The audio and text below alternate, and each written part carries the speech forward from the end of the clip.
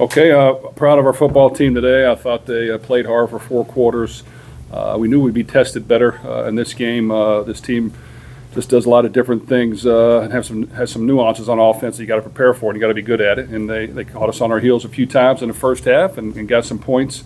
Offense was fairly efficient, which was good because we got a lead.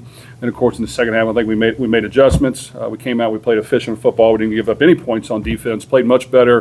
Of course, when we're efficient on offense and increasing the lead, it makes them do some things they don't want to do. So all those things tied into it, but I do think we finished the game and played hard and came out with a good victory. Jeff, your running backs had most of the touchdowns today. Given how many they are, how much confidence does kind of give them, especially going into ACC play? Well, we like our core of running backs, and we have really from day one. And they all have different elements that make them very useful and beneficial to the team. They're great teammates. They support each other. You never know who you're going to need. And, Don got a little bit injured today and came out with a high ankle. The others were able to step in. They've already played. They already have that experience. So it just makes your team better when you can utilize more guys, keep them fresh, not get guys beat up. I think the offensive line's been really, really good to this point as well in the run game and passing game of opening up holes and providing protection. Jeff, how would you evaluate Tyler kind of staying patient today, working through his progressions, and not really forcing much in this game?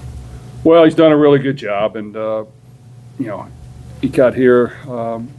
He's with us all spring, summer, and fall, and really he's been like this the whole time. So I really can't say we coached him that well. He came in my opinion, pretty daggone good. Now we've got him up to speed on our offense and some things we do, and got him used to our personnel and how we call plays, but. He's got a good arm. He's a good athlete. He's played a lot of football. He's got experience. He gets it. He's been very accurate in his passes, which is very important. Nothing rattles him. So the composure factor is tremendous. So just proud of his performance, and he hung in there and did a great job for us. Jeff, you guys struggled defensively in the first half at times, especially in the secondary. Was it more self-inflicted, or was it more of what Jacksonville State was doing? Well, it was a combination of both. I think we got beat on a little perimeter pump screen where our safeties just got to hang there and not bite the bait. That was unfortunate.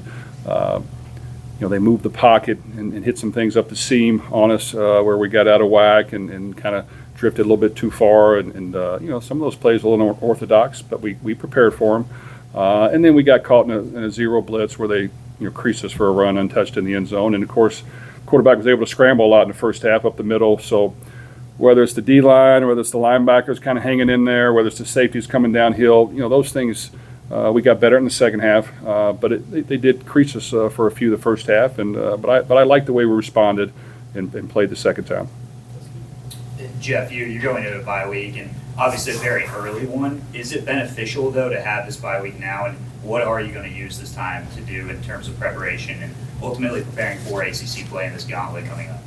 Well, I would prefer 0 bye weeks if you ask me. I like to play and play every week and get in a routine and get in a pattern and get in a flow. But this year is 2 bye weeks for every team. We'll use it the proper way, and I think it's we want to get guys fresh. Even though we just had 2 games, we want everybody to get healthy, get fresh. We've had some guys nicked up and banged up a little bit. This game we had a few come out already that are injured that we've got to get them as healthy as we can. We want to get the young guys some work this week as well and get a little head start on Georgia Tech and make sure we're prepared for that. And then this week will be light for them, and then we'll kind of start back up on Sunday with a bonus practice, preparing for Georgia Tech, and then kind of have a normal week next week. But we'll use it the right way, and we'll get these guys fresh.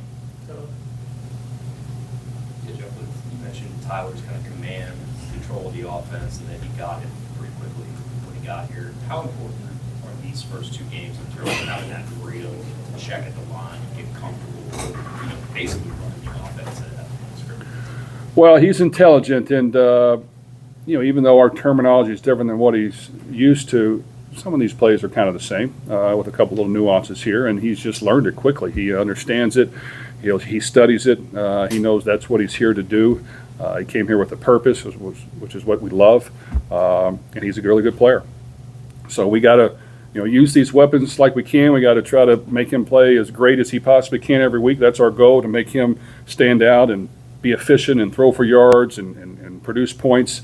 We think he can do it. And I think if we just continue to block well and run the ball and give him some balance, and our receivers make big plays up the field, then good things will happen. But we'll be tested as we get going, coming up with these next games, and we'll see exactly where we're at. But I do like the start we had.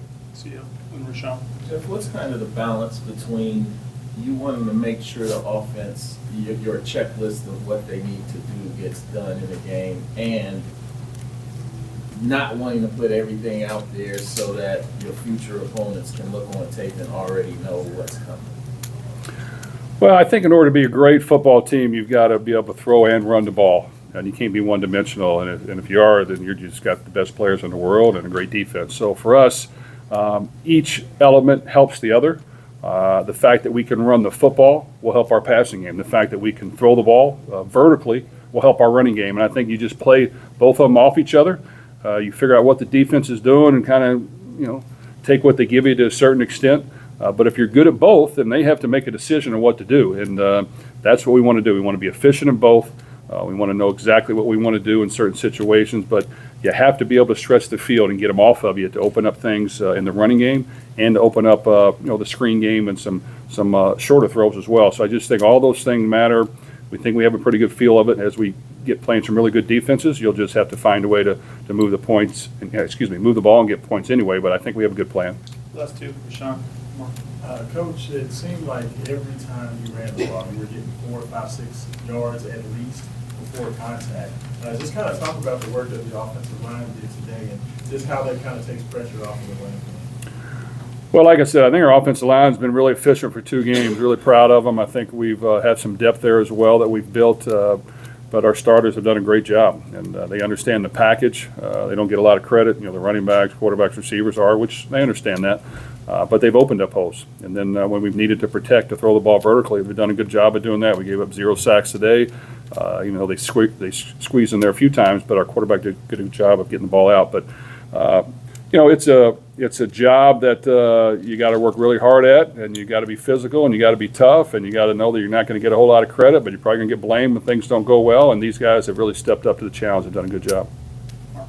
Can you realistically keep playing 4 or 5 running backs at a time, or do you think at some point it'll have to get pared down? Well, I know when we had our best team here, when I was an assistant under Coach Petrino, we had 5 NFL running backs on the team at one time, and it can help you, and it can keep guys fresh. And when certain guys get injured and other guys have already played, you're going to be better. So the one year we unfortunately lost Michael Bush, we had other guys that could play. And even though that was a devastating injury, and he's a fantastic player, we had other guys that could play.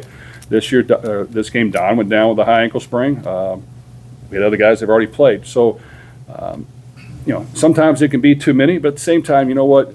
Running backs, you got to keep them fresh. There's only so many carries you can make. We think we got a decent feel of what these guys are good at, what runs, screen game, perimeter game, all those things. But they've been efficient. They've taken care of the ball. They've blocked fairly well. They've broken tackles. We got two true freshmen that have shown really good signs of speed and burst with a couple veterans. So I just think it's a good mixture. They all support each other. We got a bunch of tight ends too, and we have some receivers. So I just think that you get them all ready. You never know when you're going to need them, but you'll become a better football team the more you have. Thank you.